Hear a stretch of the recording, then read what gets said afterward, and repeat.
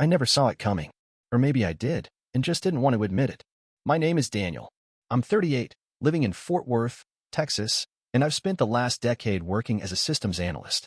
My life is nothing if not predictable. Same breakfast every morning. Same parking spot at the office. I married Maya, now 36, because she seemed to crave the same kind of stability I did. We met in a budgeting seminar. Fell in love over shared spreadsheets and frozen yogurt. 11 years of marriage built on mutual order. Or so I thought. I should have paid more attention to the signs. The new handbag that showed up one day with no explanation. The way she started locking her phone and taking private calls on the patio. Nights where she claimed to be working late, but came home with the scent of a different cologne clinging to her blouse. I ignored it. I told myself she was just under stress. Her job as a financial consultant could be brutal during end-of-quarter season. That's what I told myself. Then came that Wednesday. It started like any other day until it wasn't. I woke up sweating, fever spiking hard and sudden. I called in sick, something I hadn't done in years. I drank some water, took a couple Tylenol, and decided to set up camp in the guest room for the day. Maya had already left for work, so I thought. I walked into the office den to grab my laptop. The door was closed. Strange. When I opened it, I froze. Maya was in there, legs wrapped around Julian Harper, the regional VP at her firm. Tall, slick, always dressed like he was about to go on CNBC.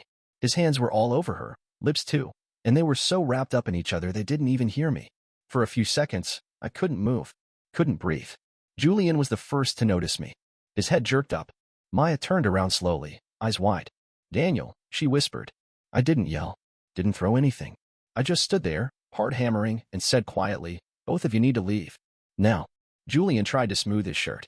Maya tried to explain. I cut her off with a look. Out. Julian had the nerve to look irritated, but he left first. Maya followed, cheeks flushed, not with guilt, but embarrassment. I think that stung the most. When the door clicked shut behind them, I didn't collapse. I didn't scream. I just sat down on the edge of my desk and stared at the wall for a long time. I thought about the breakfast I'd made her last weekend. The anniversary card still on the mantel. The way she smiled at me 2 nights ago when I asked if she was okay. Quietly, I reached over, opened the desk drawer, and turned on the CCTV backup drive. It had captured everything. Because in our home, things are always recorded, just in case. And now, this was my just in case. It was 4 days later when Julian came back. I was outside in the garage, fixing up the old Honda Shadow I'd been working on for months. Replacing the timing chain had taken longer than I thought, and honestly, I welcomed the distraction. The house was too quiet now. No Maya. No sound of her heels pacing from room to room. Just silence, the kind that hung heavy even with the radio on. I had the engine half open when I heard the tires crunch on the driveway. I wiped my hands on a rag and turned toward the sound. Black BMW X7. Brand new. Probably leased. I didn't need to see the license plate to know who it was. Julian stepped out like he owned the place. Aviators on. A camel-colored blazer that probably cost more than the garage itself. He adjusted his cufflinks like he was preparing for a TED Talk. I didn't say a word. Just bent back over the engine and kept working. "You've got a nice place, Daniel," he said, like we were neighbors talking over a fence. "Always like these old houses. Classic. Understated." I didn't look up. "I wanted to stop by, man to man," he continued. "Clear the air a bit." I stayed quiet. He walked closer, stopping just a few feet away. "Look, I get it. What you saw, what happened, yeah, it wasn't ideal. But Maya? She deserves to be happy. You two were stuck in some slow death. She told me. Still no reaction from me. She needs someone who understands her pace. Her ambition. Not spreadsheets and quiet dinners, but life, Daniel. Energy. Passion." I wiped the streak of oil off my hand and turned just enough to glance at him. "Don't worry," he added quickly. "I'm not here to cause problems. Just want things to stay civil. No messy divorces. No lawyers going for blood. That helps no one." He reached into his pocket and pulled out a business card. "If you're smart, you'll let this go clean. Maya's already moved on. You can, too." He dropped the card on the workbench and gave me a nod like we were sealing some kind of deal. I'd hate for this to get complicated. Reputations matter, especially in finance. You understand. That's when I smiled. Just a little.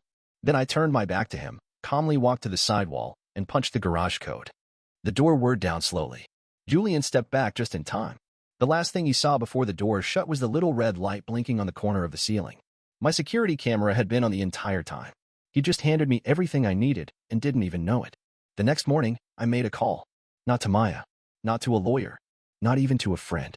I called the Fort Worth PD's non-emergency line, told them I had footage of an unwanted visit to my home, and asked if I could come down to file a report. The officer at the desk was polite, if slightly bored, until I slid over the USB drive.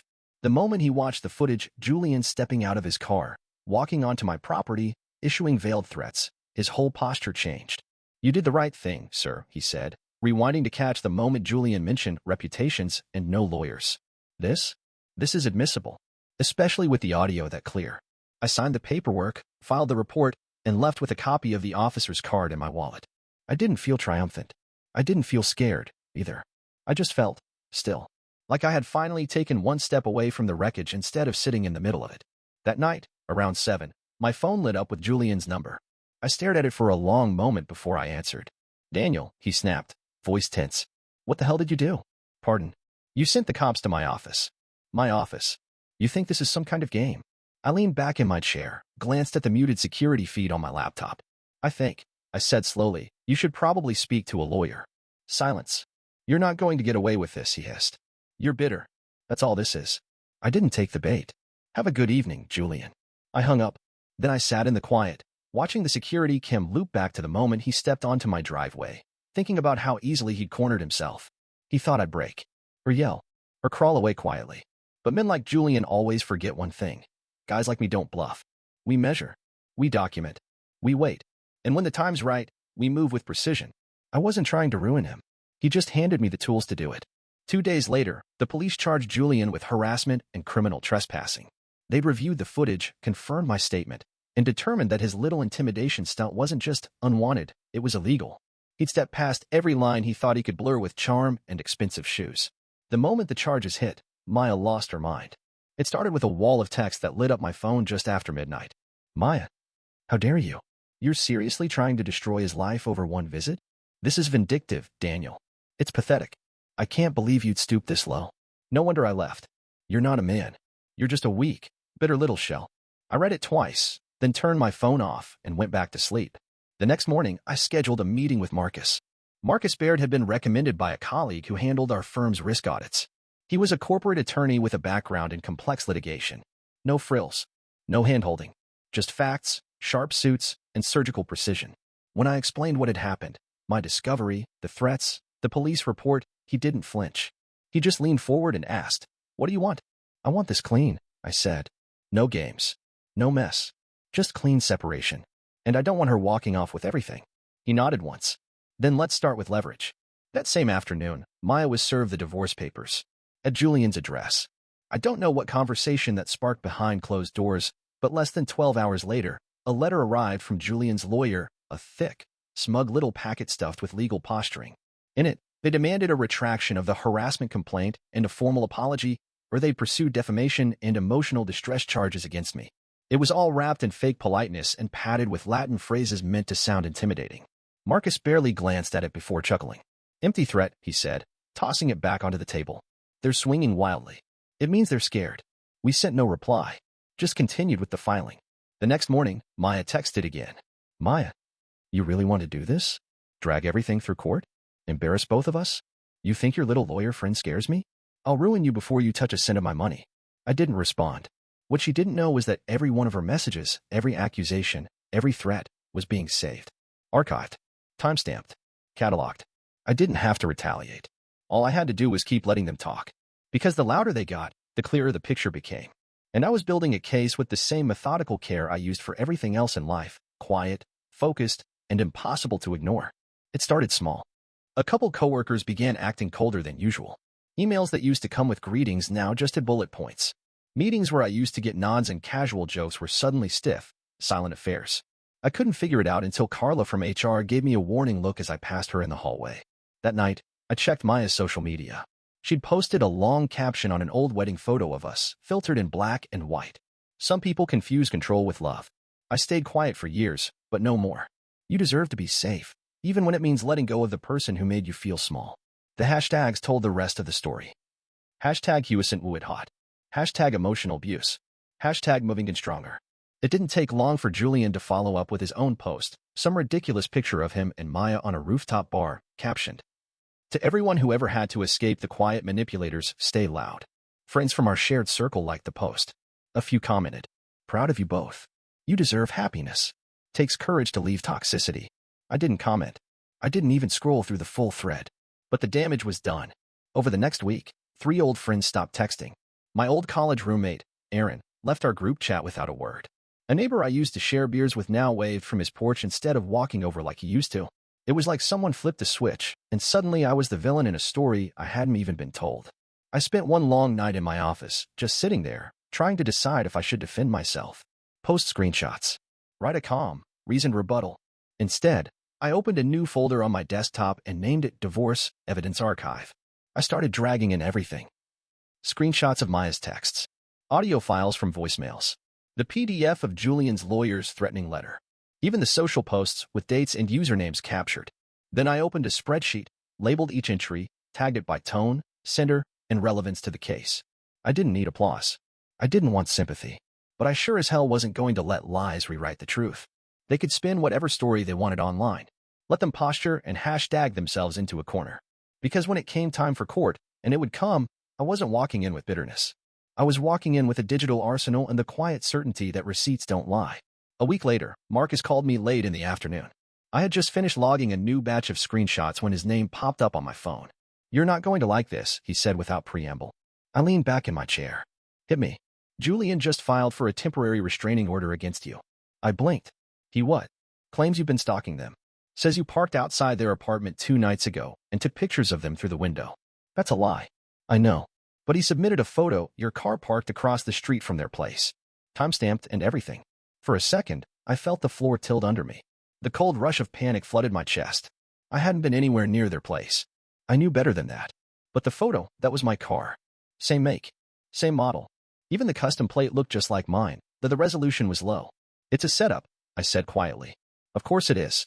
But now we have to prove it. Can you account for your whereabouts that night?" I rubbed my face, thinking. That had been Tuesday. I was at work late. Quarterly compliance logs.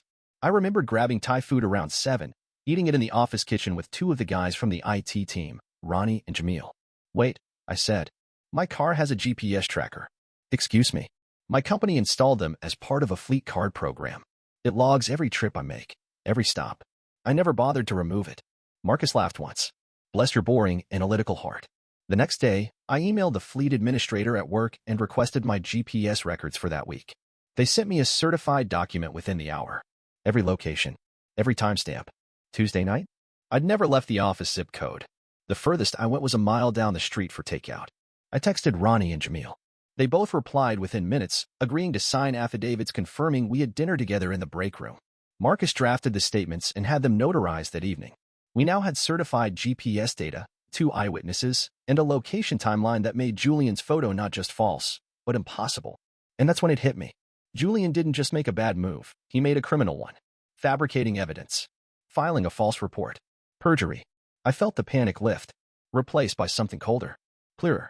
He thought he could frame me, use fear as leverage. But people like Julian never think someone like me, the quiet guy, the systems analyst, the one they think won't fight back, keeps a record of everything. He tried to paint me as unstable. What he didn't know was I'd built a digital wall tall enough to bury him. And now, he just handed me the final brick. The hearing took place on a Tuesday morning. Gray skies, drizzle tapping against the courthouse windows like a slow metronome. It felt oddly appropriate. I sat beside Marcus in a navy blazer and pressed slacks. No theatrics, no smug smiles, just quiet resolve. Across from us sat Julian, looking every bit the confident executive, though I noticed his knee bouncing under the table. Maya sat behind him, arms crossed, lips pursed in practiced disapproval. Julian's attorney stood first. Confident. Measured. She described a narrative where I was emotionally volatile, unwilling to let go, and had escalated to stalking behavior. Then she presented the so-called evidence, a grainy photo of a silver sedan parked across the street from their apartment building.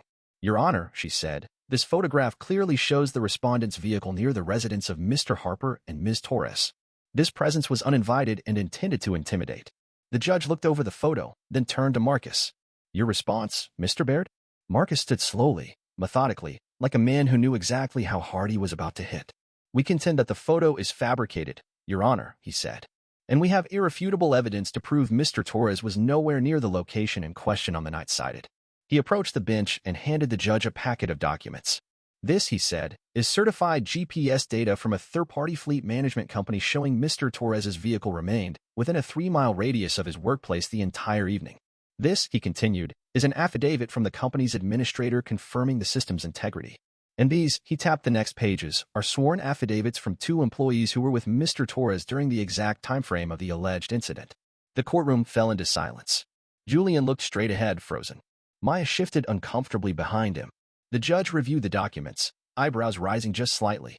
"Ms. Denton," he said, turning to Julian's lawyer, "do you have any rebuttal to this?" She hesitated. We're not aware of these materials." Marcus smiled just slightly.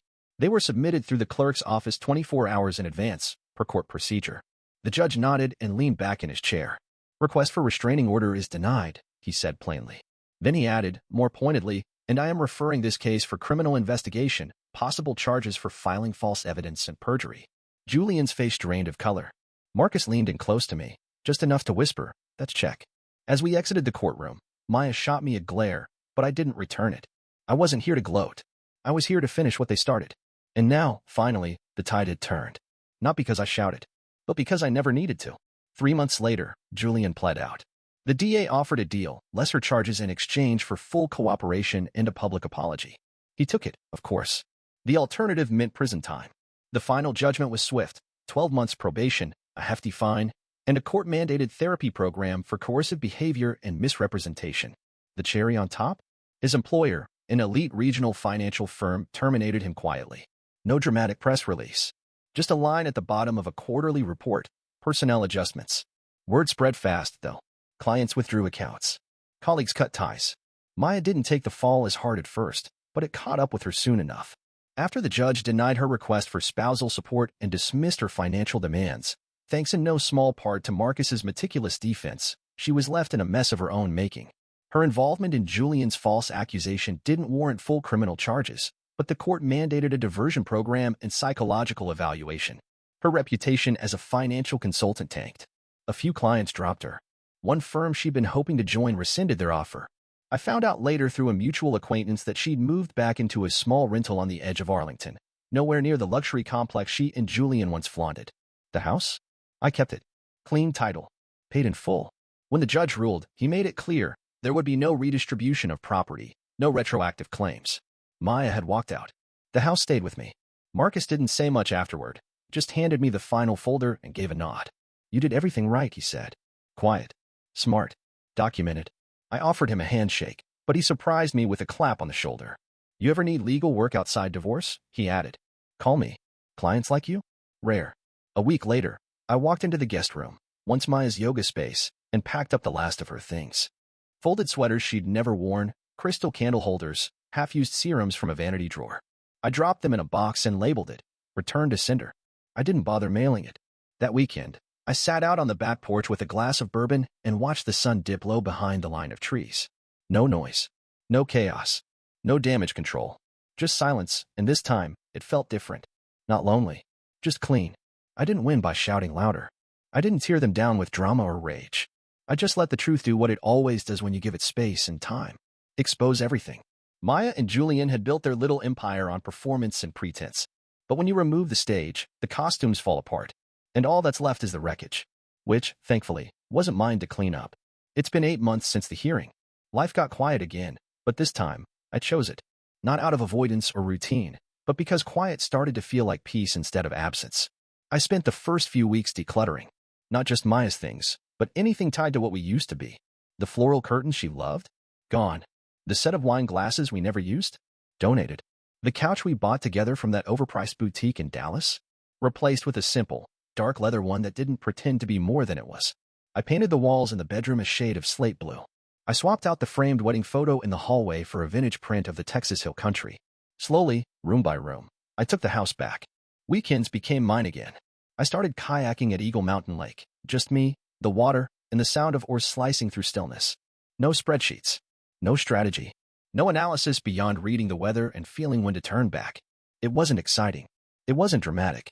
And for the first time in years, I didn't need it to be. Some friends who drifted away during the smear campaign never came back. That's fine. The ones who mattered, the ones who asked me directly, who didn't buy into the noise, they stayed. I grabbed beers with Ronnie and Jamil one Friday, and we laughed so hard I forgot, for a moment, how heavy things had once been. I don't think about Maya much anymore. When I do, it's usually fleeting, just a face in a memory, like static before the next channel loads. People still ask me how I kept so calm through everything. The truth is, I didn't feel calm. I felt wrecked, angry, humiliated. But I also knew this. Reacting loudly might have satisfied something in the moment, but it wouldn't have built anything lasting. Instead, I gathered, documented, waited. And in the end, that quiet strength did more damage than any explosion ever could. Now, when I sit on the back porch with a cup of coffee and the morning sun warming my feet, I smile not because I won, but because I didn't let them change who I was. Stillness isn't weakness. Sometimes, it's the sharpest weapon you've got.